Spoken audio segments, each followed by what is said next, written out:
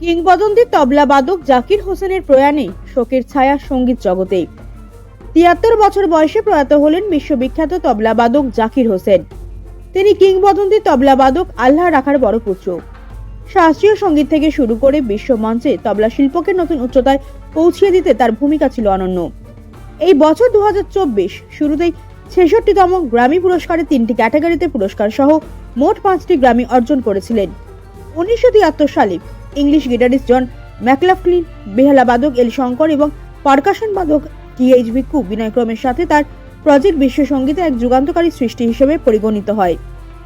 জাকির হোসেনকে ১৯৮৮ সালে পদ্মশ্রী, ২০০২ সালে পদ্মভূষণ এবং ২০২৩ সালে পদ্মবিভূষণ সম্মানে ভূষিত করা হয়।